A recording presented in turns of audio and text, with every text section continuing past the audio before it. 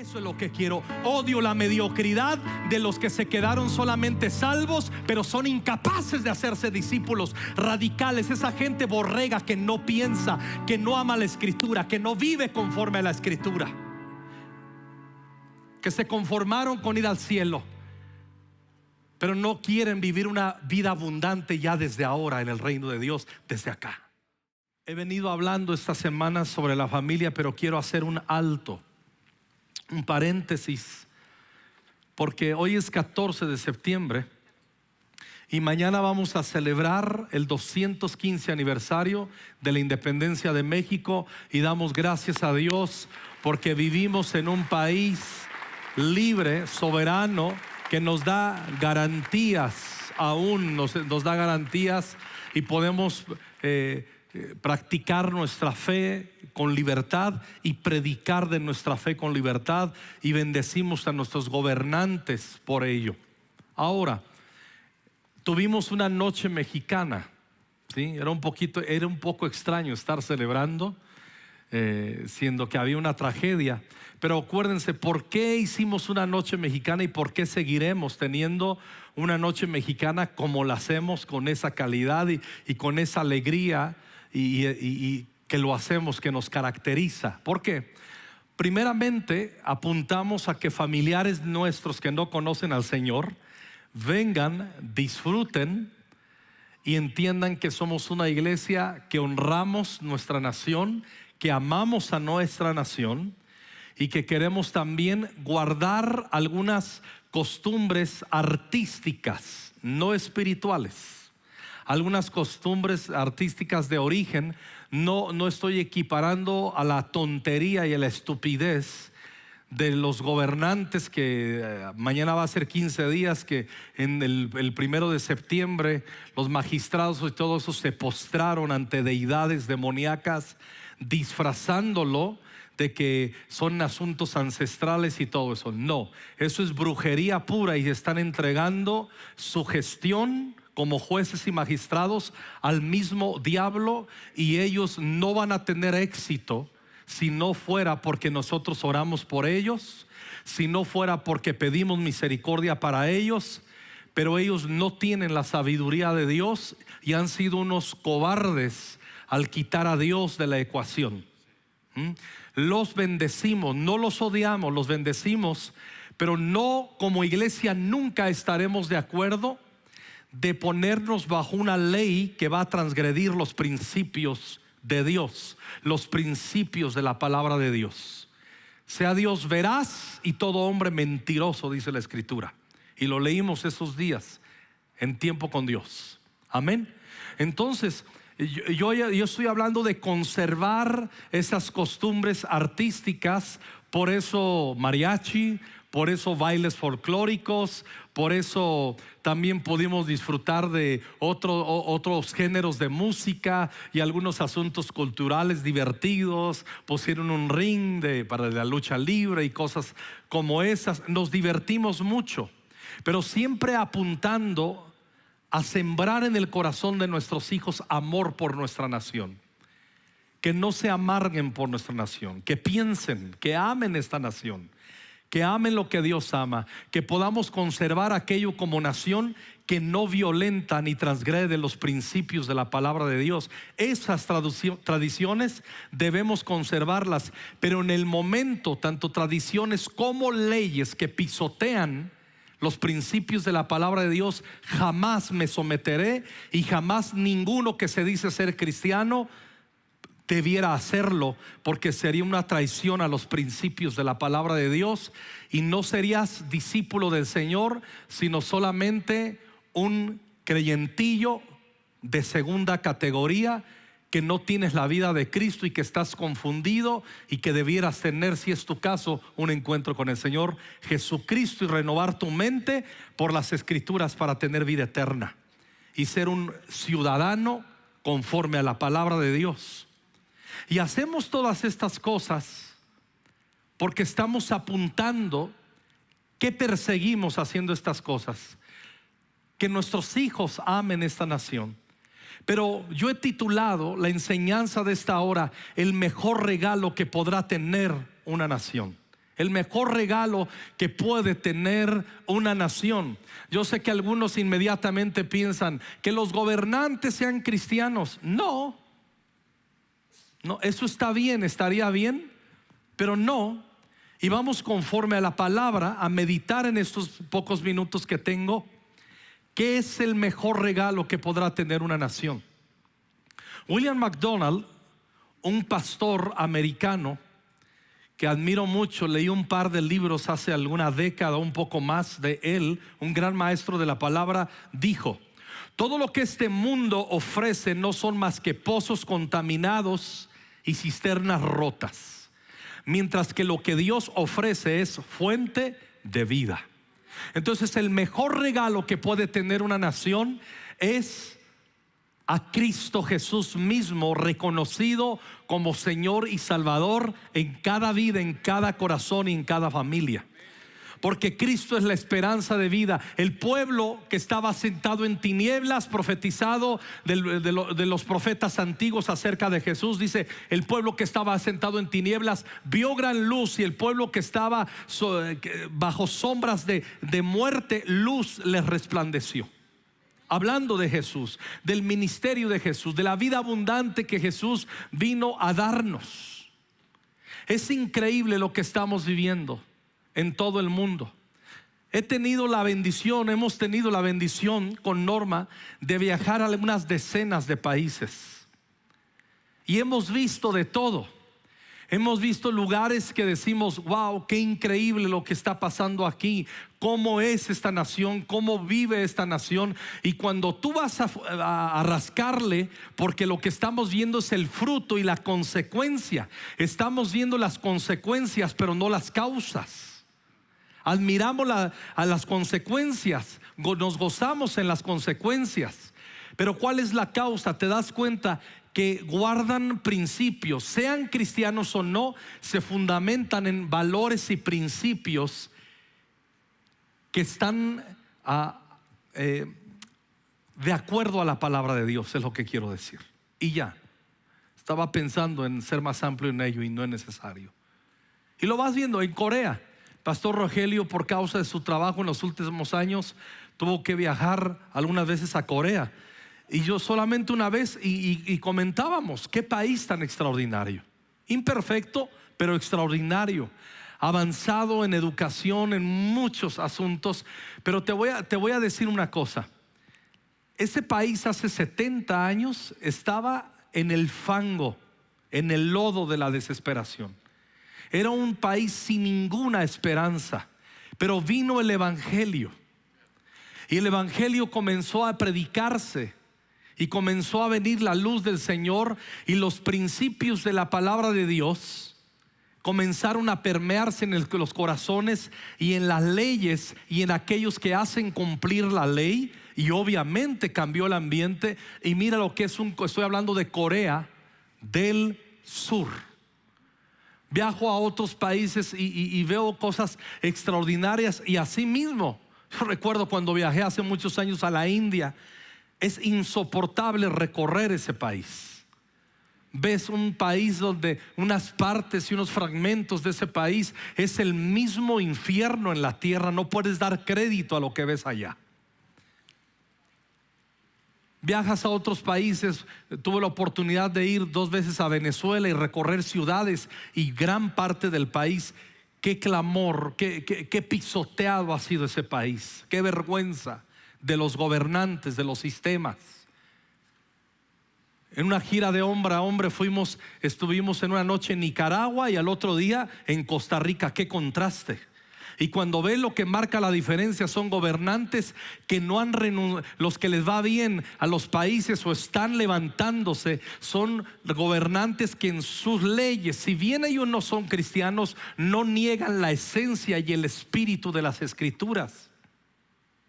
Entonces prospera todo esto, prosperan.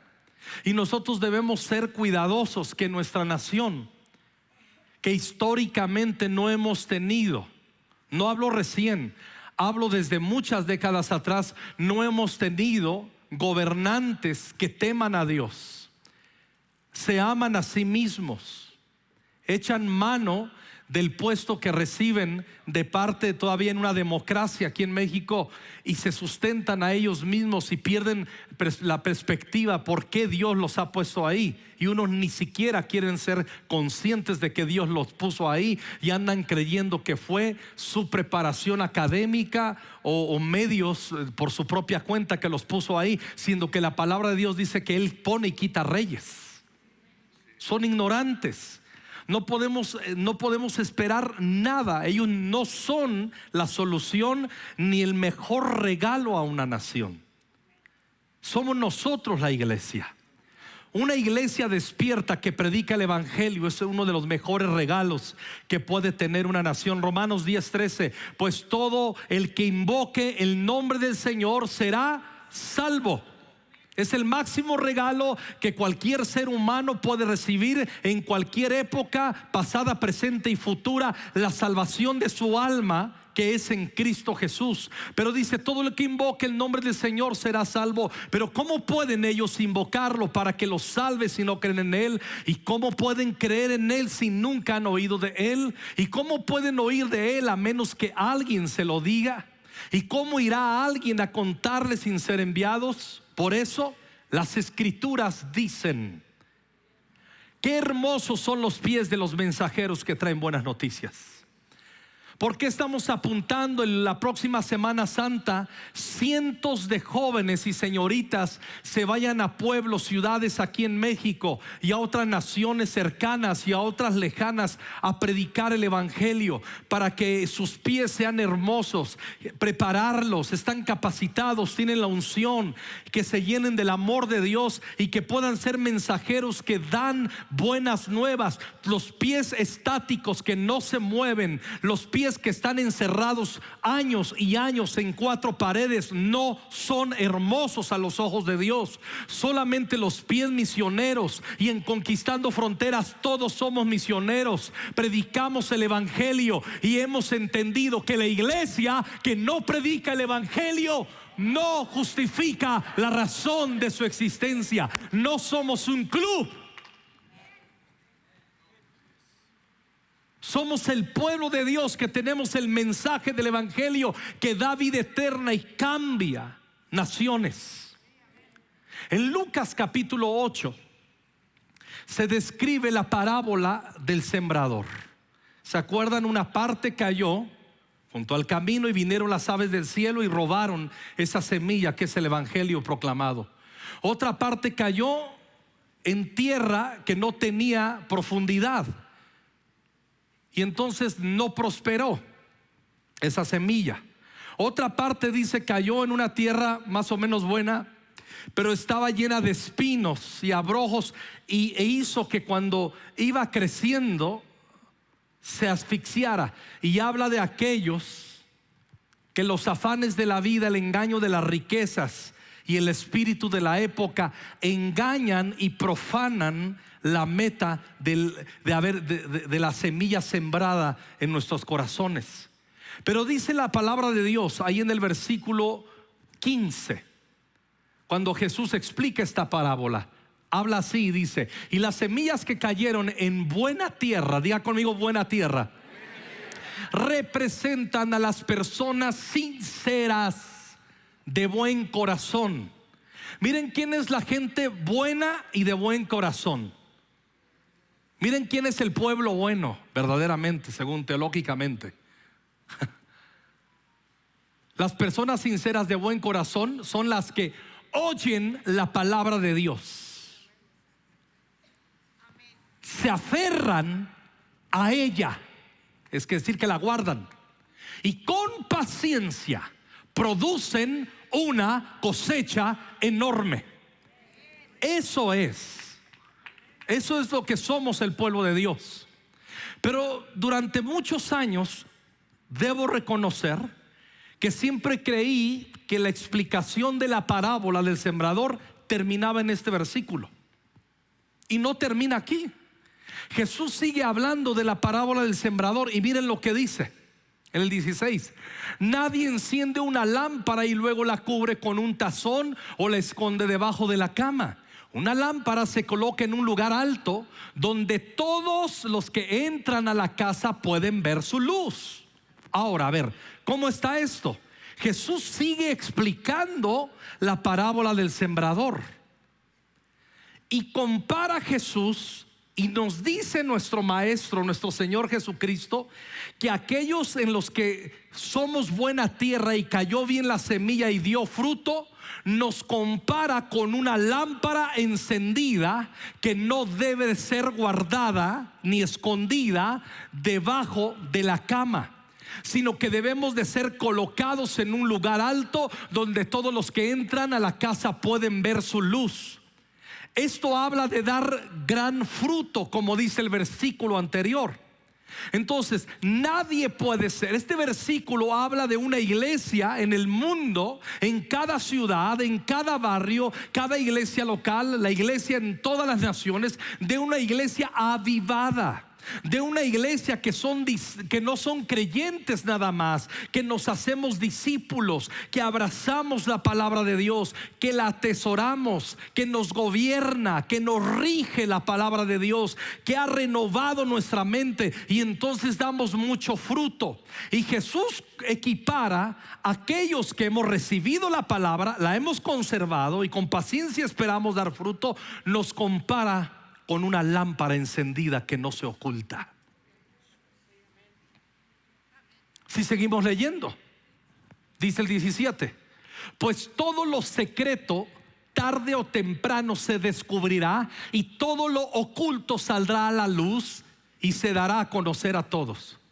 Debo reconocer que primero, cuando yo leí ese versículo aislado del contexto, yo usaba ese versículo para recordarme que si yo ocultaba pecados, tarde o temprano van a salir a luz. Y eso es verdad. Eso es verdad. Pero este no es el mejor versículo que avala exegéticamente esta verdad. No estoy omitiendo la verdad, estoy diciendo que este versículo exegéticamente no es el mejor versículo.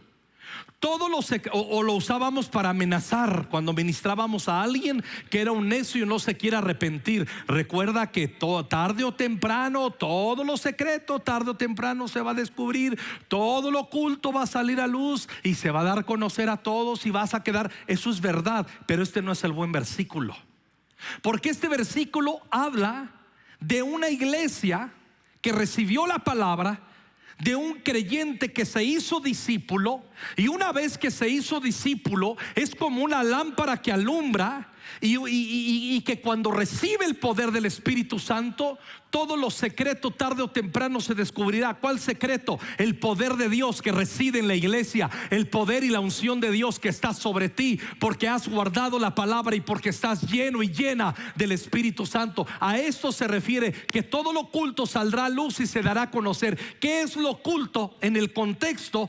Que saldrá a luz y se dará a conocer las buenas nuevas, predicar el evangelio de la salvación. Tarde o temprano, un verdadero avivamiento es cuando el pueblo de Dios recibe la palabra, se nos hacemos discípulos, somos lámparas que alumbramos y no hay nada secreto, no nos dejamos nada, no guardamos secretos, compartimos a Cristo. Lo oculto que saldrá a luz y se dará a conocer a todos. Aquí en este versículo es Jesús mismo, a través de su iglesia avivada. ¿Cuántos dan gloria a Dios? ¿Cuántos dan gloria a Dios? ¿Cuántos dan gloria a Dios? Entonces, uno de los mayores regalos que puede recibir una nación es una iglesia encendida que no se oculta, que manifiesta todo lo que tiene escondido, que es la gracia, el poder, la proclamación del evangelio, que anunciamos que Cristo Jesús vino al mundo a salvar a los pecadores, dice el apóstol Pablo, de los cuales yo soy el primero. Y para los que tengan duda de lo que estoy diciendo, el versículo 18: así que presten atención a cómo oyen. Sigue hablando de la parábola del sembrador, como que no tiene conexión la semilla con estos versículos, pero sí, ahí está. A los que escuchen mis enseñanzas se les dará más entendimiento, pero los que no escuchan se les quitará aún lo que piensan que entienden. Habla de gente que escucha de Jesús pero no es alumbrada por Jesús. Habla de gente que escucha el evangelio y no tiene fe. O algunos que sencillamente en la iglesia no aprenden a pensar la escritura. No aman la palabra, no piensan la palabra. Que Dios nos libre de ser uno de ellos. Por lo tanto, para Jesús somos lámparas que alumbran los que hemos perseverado en lo que hemos escuchado de Él, y no quedará en lo oculto ni en los secretos su poder en nosotros. ¿Alguien glorifica a Dios conmigo? Alguien glorifica a Dios conmigo.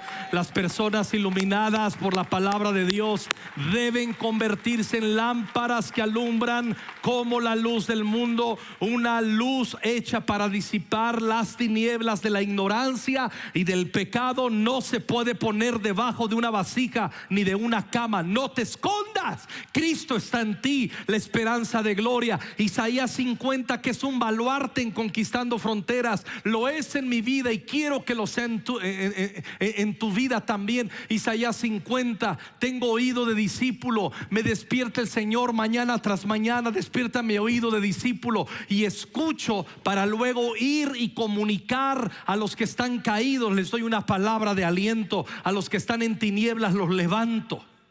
Eso es, que nada tiene que quedarse oculto.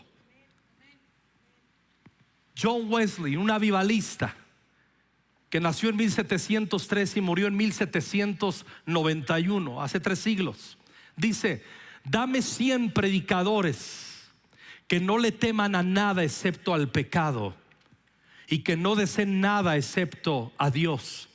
Ellos sacudirán las puertas del infierno y establecerán el reino de Dios en la tierra. Él decía de 100 predicadores. Y creo que el Espíritu Santo por todas las naciones está diciendo que Él va a levantar una iglesia que predique, que no le tema a nada excepto al pecado y que no desee nada excepto a Dios.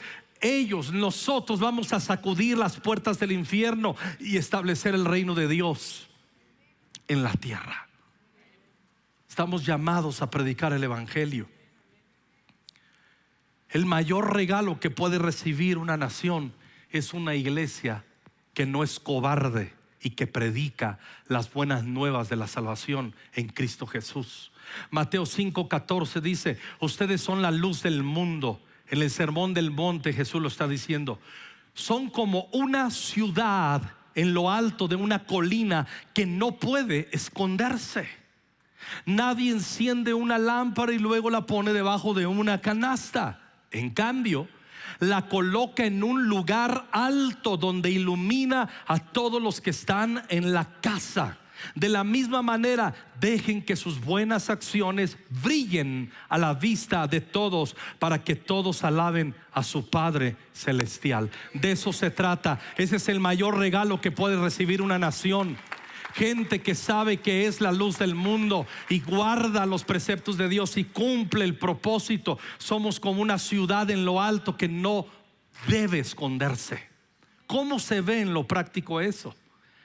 Haz que tu vida se le antoje a tus familiares que te conocieron antes de Cristo. Haz que a tus vecinos se les antoje la vida cristiana. Empieza por cosas sencillas. Si eras de los que no respetabas el horario para que otros durmieran y hacías un montón de ruido y te daba las madrugadas haciendo ruido sin importarte, sin tener respeto por el vecino, para de hacer ruido. Van a decir: uy, ¿qué le pasó al vecino? ¿Estará enfermo? Luego se van a enterar que te hiciste cristiano, que renovaste tu mente y que has aprendido a respetar al prójimo y amar al prójimo. Si tu casa es de las que tiene una carcacha con llantas ponchadas afuera, que contaminas el ambiente visual y corrompes la belleza que pudiera haber en tu calle por tu culpa y por tu cochinero, cuando tú traes una grúa y te deshaces de esa carcacha, o métela a tu garaje, a tu estacionamiento, y tú pintas tu casa, y tú quizás esas mendigas macetas asquerosas de Comex con el nopal y la sábila arriba, que no tiene sentido. Cuando tú no eres cristiano, no tiene sentido, porque no tienes una mente renovada, no tiene sentido en tu alma, en tu espíritu, de la belleza. ¿Me explico? Entonces al Espíritu Santo nos cambia. Cambiamos el ambiente de nuestra calle, pintamos bonita la casa. No le pongas esos colores que contaminan el ambiente. Estoy hablando en serio. Pregúntale a un arquitecto, pregúntale a ChatGPT cuáles son los colores, ¿sí?, que son los adecuados para que puedan animar a mis vecinos. No, pregúntale, te lo va a contestar. Si no, aquí está la pastora Erika, que es arquitecta. Hay un montón de arquitectos. Estoy hablando en serio. Eso es hacer buenas acciones que brillan y comienzas a hacer que se antoje el evangelio. Uy, ¿por qué la vecina ahora ya no enseña tanto? ¿Por qué ya no es tan sensual? No, estoy hablando de verdad. ¿Por qué ahora ya no es tan sensual? Porque vino el evangelio y le enseñó la castidad. Está recibiendo la castidad. No estoy diciendo que se pongan monjas. Estoy diciendo que uses un atavío por causa de la obra del Espíritu en ti, en tu conciencia, un atavío decoroso para que brille a la vista de todos y alaben a Dios el Padre. De repente van a ver que tu hija ya no es de las que cambian novio cada mes y la ven fornicando afuera en el auto con el novio que tenía. Van a decir: wow, algo pasó en esa chica.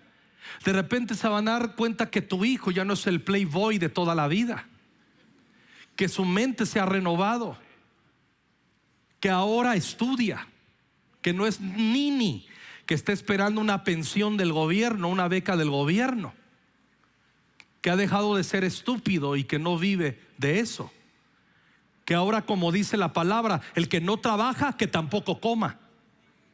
Puedes recibir la beca del gobierno que da si estás estudiando. Echen mano de esa beca. Pero si no estás estudiando, no. Los hijos de Dios ganamos nuestro pan trabajando, no de la mano del gobierno. ¿Entiendes? Eso es que nuestras vidas estén puestas. Eso es alumbrar a una generación. Así se ve en la vida de un cristiano. Hablé cosas muy sencillas, podría profundizar, pero hay muchas buenas obras. Lo segundo, el mejor regalo que puede recibir una nación, una iglesia intercesora. Segundo de Crónicas 7:14, dice así: pero si mi pueblo, no dice mis gobernantes, no dice mis gobernantes, no dice los empresarios de la nación. Si mi pueblo, que lleva mi nombre, o sea, el pueblo de Dios. ¿Alguien aquí es pueblo de Dios?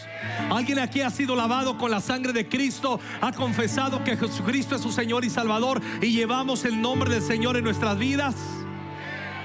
Algunos lo dudaron. Está bien, haré un llamado. Claro, te confronta la palabra, porque muchos de ustedes viven unas vidas tan alejadas de la realidad del reino, que está bien que te lo cuestiones. Mejor que te rindas al Señor. Pero si mi pueblo, que lleva mi nombre, se humilla y ora. Nadie practica la oración si no tiene un corazón humilde. Solo los humildes practican la oración. Si tú dices: es que yo casi no oro, porque te sabes o te sientes y te engañas siendo autosuficiente. ¿Por qué en una reunión y una asamblea como estas? ¿Por qué venimos, Auditorio B, los que estamos aquí, los que me siguen en la transmisión? ¿Por qué en la alabanza levantamos nuestras manos? Las levantamos delante del Señor diciéndole: tú eres digno, como hemos cantado. Levantamos nuestras manos diciéndole: dependemos de ti. No puedo valerme por mí mismo. Necesito tu poder, necesito tu gracia y necesito la manifestación de tu gloria. ¿Por qué muchos no practican la oración? ¿Por qué muchos, pudiendo venir un martes a orar presencialmente o alguna de las sedes, por qué no van a orar?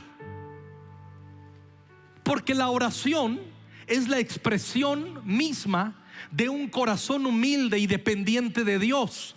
Obvio, lo opuesto, alguien que no practica la oración siente que puede sin Dios y está diciendo: Dios, no te necesito, tú eres una opción, tú eres el relleno cremoso de mi vida. Ahí cuando te necesite te llamo, mantente ahí, mantente atento cuando te necesite. Hoy no te necesito, hoy pude yo. Cuando yo dejo de orar, me doy cuenta que soy un soberbio. Y cuando comienzo a practicar nuevamente la oración y a buscar el rostro de Dios, me apartaré de mis conductas perversas, como dice este versículo.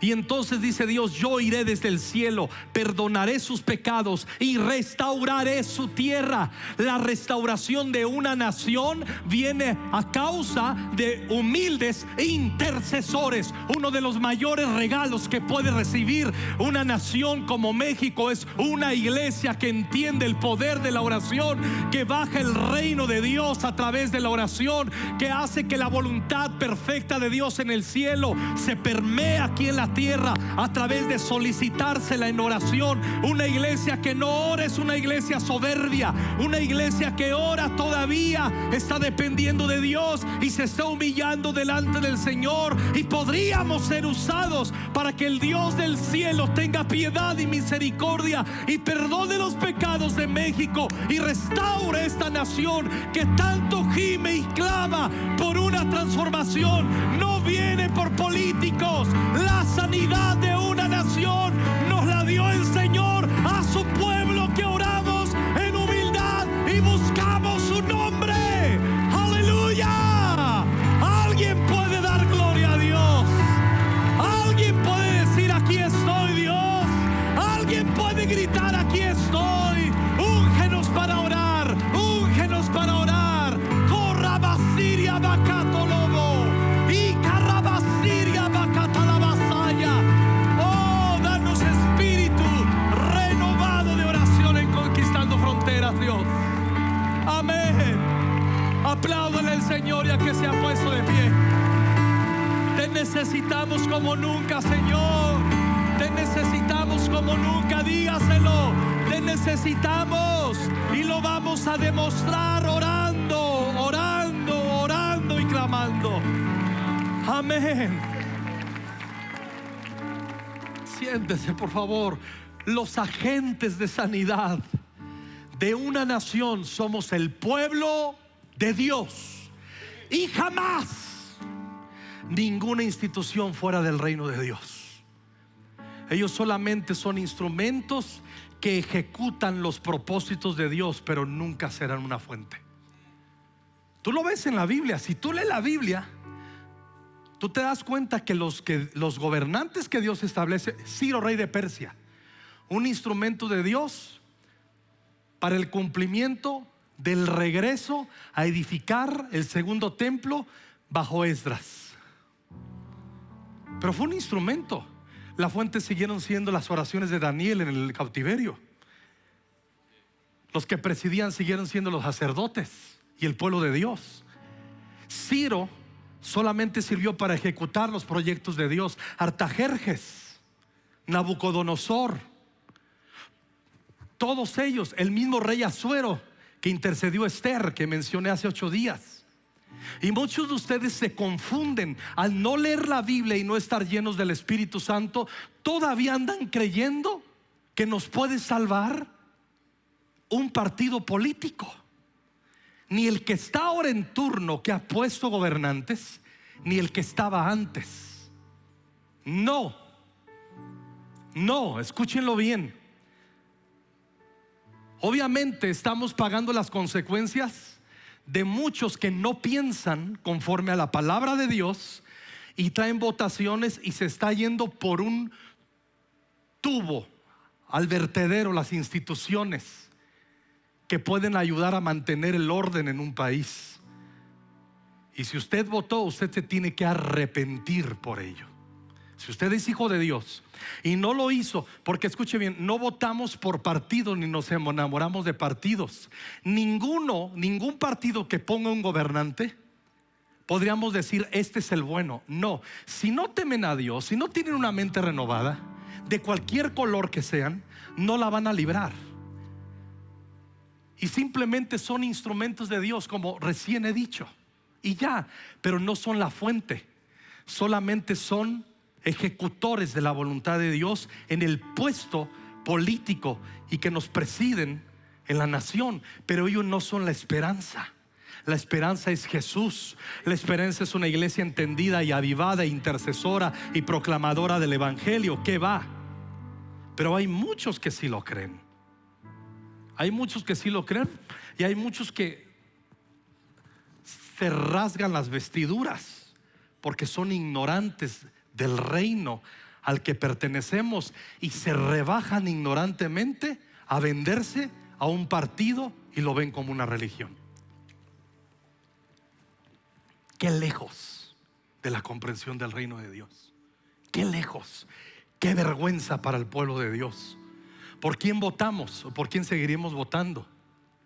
¿Por los que no van a traer solución? No, pero votamos, estudiamos cuáles son los principios, al menos, que más se apegan a los principios de la palabra de Dios. ¿Qué es lo más cercano, por lo menos?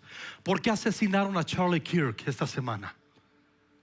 Porque era un hombre, un activista cristiano, que toda la mentalidad progresista, woke, tonta, opuesta a los principios de la palabra de Dios, él era un pensador y confrontaba todos esos tipos, todo ese tipo de mentalidad y tendencia progresista, que absolutamente es lo opuesto a la palabra de Dios, y que por cierto muchos se tragan en la iglesia, comenzando por esta, porque no leen bien la Biblia, porque les ha capturado el espíritu de la época. ¿Qué hay que hacer? ¿Cómo manifestamos nuestro arrepentimiento si es que hemos estado parados ahí, equivocados? Ezequiel 22:30. Busqué a alguien que pudiera reconstruir la muralla de justicia que resguarda el país. Reconstruir la muralla de justicia es el reino de Dios. Justicia, paz y gozo en el espíritu son el reino de Dios. Esa es la definición del reino de Dios.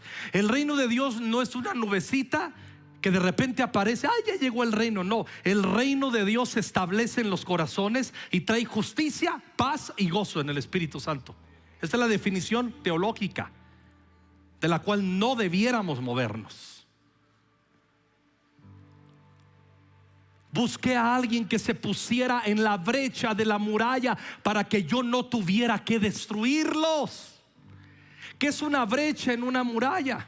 Es ser permisivos en nuestras políticas, en nuestras filosofías como nación, en nuestros pensamientos. Nunca vamos a aceptar el aborto. No, es un asesinato. No vamos a aceptar casamientos entre hombres con hombres y mujeres con mujeres. En esta semana leímos y estudiamos la pasada capítulo 1 de Romanos. Ese es el resultado de gente que se opone a Dios, y Dios se da un paso atrás y los entrega a una mente reprobada y hace que hagan esas cosas, permite que caigan en esas perversiones. Es el juicio de Dios a la gente que se opone a Él. Por eso, ¿cómo vas a votar por un partido que legisla eso? ¿Dónde traes la cabeza? Pero es que me da una pensión. Te vendiste como Esaú por un plato de lentejas, y luego quieres que Dios bendiga tu economía, tus generaciones. Te vendiste por una pensión, transgrediste los principios de la palabra de Dios. ¡Qué vergüenza! Hay que arrepentirse.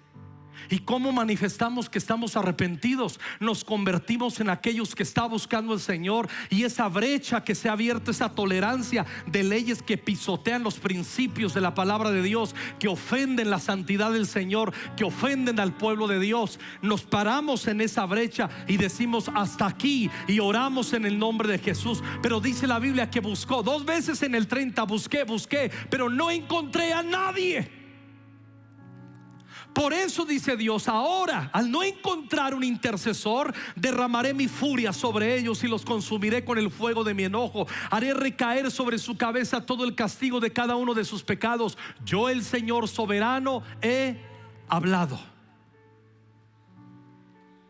Por eso cuando nos ponemos a interceder, hermanos, hermanas, por eso no es un juego lunes, miércoles y viernes 6 de la mañana orar. Por eso no es un juego venir a orar y en medio del cansancio, en medio de la lucha, si se nos da la oportunidad con sacrificio de venir aquí, nos trasladamos o a la sede que te quede más temprana. Los martes de oración, qué importantes es que le estamos diciendo: Señor, nos ponemos en la brecha que ha traído maldición a nuestro país. Aquí estamos, detén con tu misericordia, detén tus juicios, danos la oportunidad de ver tu gloria. Trae salvación, trae vida eterna. Y estamos golpeando las tinieblas, porque está escrito que el Dios de este siglo ha cegado la mente de los incrédulos para que no le resplandezca la luz del evangelio. Pero cuando nosotros oramos y tomamos acción en intercesión, las cosas cambian. Vamos a cambiar esta nación, vamos a convertir nuestra iglesia avivada en el mayor regalo que puede tener México. Gente responsable, gente que no es creyente, que se ha mudado a ser discípulos del Señor. Eso es lo que quiero. Odio la mediocridad de los que se quedaron solamente salvos, pero son incapaces de hacerse discípulos radicales. Esa gente borrega que no piensa, que no ama la Escritura, que no vive conforme a la Escritura, que se conformaron con ir al cielo, pero no quieren vivir una vida abundante ya desde ahora en el reino de Dios, desde acá. Oh, cuando leemos Isaías 62, escuchen bien, arde mi corazón. Isaías 62 habla de una manera en primera persona. Debido a que amo, digan conmigo, debido a que amo. Miren cuál es la motivación de Isaías: debido a que amo a Sión. En este caso Sión habla de Jerusalén o Sión, su ciudad donde vivía. Debido a que amo la ciudad donde vivo, debido a que amo México, debido a que amo.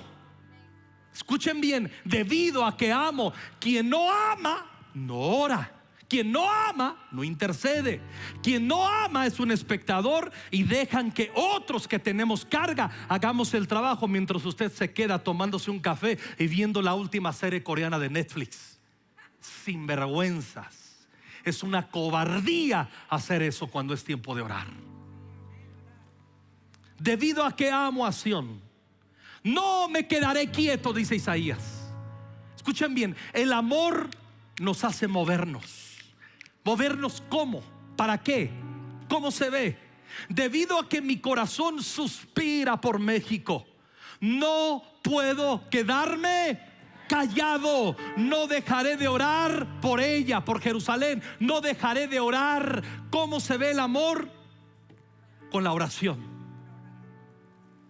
O sea, ¿de qué sirve que cantemos así se siente México? Así se siente México. Así se siente México en la piel. Ay, qué bonita canción. No, deje de cantar, está bonito. Bueno, siga cantando, pero no deje de orar. No sea hipócrita, solo cantando canciones bonitas a favor de México y diciendo: ay, qué honor, soy puro mexicano, nacido en México lindo y querido, si muero lejos de ti. Está bien, está bien. Manifiestan pasión, pero eso es la pasión de la gente a un nivel emocional, y nosotros en el espíritu lo traducimos orando. El verdadero amor se ve en la oración. Hasta que resplandezca como el amanecer su justicia y su salvación arda como una antorcha encendida. México, las naciones, escucha México, las naciones verán tu justicia y los líderes del mundo quedarán cegados por tu gloria. Tú, México, recibirás un nombre nuevo de la boca del Señor mismo. El Señor, México, te sostendrá en su mano para que todos te vean como una corona espléndida en las manos de Dios. A eso apuntamos. Eso está bien, yo digo amén. Pero para que esto se convierta en un amén, tengo que orar. Por eso los intercesores somos el regalo más grande que puede tener una nación. Oh, el Señor te sostendrá en su mano para que todos te vean como una corona espléndida en las manos de Dios. Nunca más te llamarán la ciudad abandonada ni la tierra desolada. Eso es lo que es nuestra nación ahora. Tu nuevo nombre será la ciudad del deleite de Dios, Hefzibah. Hefzibah, tu nombre será Hefzibah, la ciudad del deleite de Dios y la esposa de Dios. Porque el Señor se deleita en ti, México, y te reclamará como su esposa. Tus hijos, la próxima generación de mexicanos, se dedicarán a ti, oh México, como una joven se dedica a su esposa. Entonces Dios se regocijará por ti, como el esposo se regocija en su esposa. Oh México, oh Jerusalén, escuchen bien, todo eso decimos amén. ¿Cómo sucede? ¿Cuál es el método de Dios para Él cumplir lo que está profetizando? Oh México, yo he puesto centinelas en tus murallas. Ellos orarán continuamente de día y de noche. No descansen, no descansen, no descansen. Ustedes que dirigen sus oraciones al Señor, no le den descanso al Señor hasta que termine su obra, hasta que haga de Jerusalén el orgullo de toda la tierra. ¿Cuál es su obra? Hasta que de México se hable lo que acabo de leer y que acabamos de decir, amén. El Señor le ha jurado a México por su propia fuerza: nunca más te entregaré a tus enemigos, nunca más vendrán guerreros extranjeros para llevarse tu grano y tu vino nuevo. Pero ¿sabes cuándo sucede eso? Hasta que el pueblo de Dios ora. Y por último, ¿cuál es el mayor regalo que una nación puede recibir? Una iglesia entendida en los tiempos. Primero de Crónicas 12:32. De los hijos de Isaacar, expertos en discernir los tiempos, expertos en entender qué está pasando, por qué está pasando, cómo nos repercute, en qué nos afecta, qué puedo hacer para que no me afecte, cuál es mi tarea, qué tengo que hacer, cuál es mi papel. Este es un experto, hablo de discernimiento. De los hijos de Isaacar, expertos en discernir los tiempos, con conocimiento de lo que Israel debía hacer. Sus jefes eran 200 y todos sus parientes estaban bajo sus órdenes.